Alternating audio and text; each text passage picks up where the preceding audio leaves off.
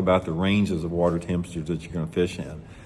Me, for example, like where I live here in the Missouri Ozarks, we probably have the most diverse range of water temperatures of anywhere in the country, because our lakes here, I have seen them frozen solid before. You know, I have seen them half frozen. I've seen them at certain times of the winter where there's no ice. But when we talk about water temperature, I have personally fished and caught bass in water temperatures between 36 and 98 degrees and everything in between. It's very common here in Missouri to have water temperatures 37, 38 degrees in the wintertime, very common. And then if you have one of those extended periods where it's like 100 degrees for 3 or 4 or 5 days in a row with not much wind, I've had lots of days in the 90s, mid to upper 90s water temperature and everything in between. So let me give you my personal experience from how water temperature affects bass, not really talking about the correlation with the water clarity, but the water temperature. Okay, now when you're fishing between the range of like 37 degree water and 45 degree water, you can't tell much difference. It's like when the water temperature is below 45 degrees, I don't care if it's 45 degrees or I don't care if the water temperature is right above freezing, the fish are going to do pretty much the same thing.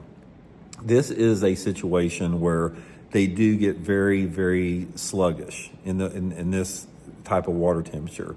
Overall, bass are more active and they're more mobile in cold water than what people think they are. But when you start getting down to water temperatures around 40 degrees or below 40 degrees, you have definitely got to slow down. There's no doubt whatsoever. I don't care what you're doing. If you're fishing a jig or a jerk bait or a spoon or whatever, you've got to slow down with it. That's pretty much the main thing with it. Also, when you get water temperatures that are that cold, the fish are going to be in one or two things. They're either going to be suspended or they're going to be a little bit deeper. And I have found a lot of times when the water is that cold, those fish will suspend.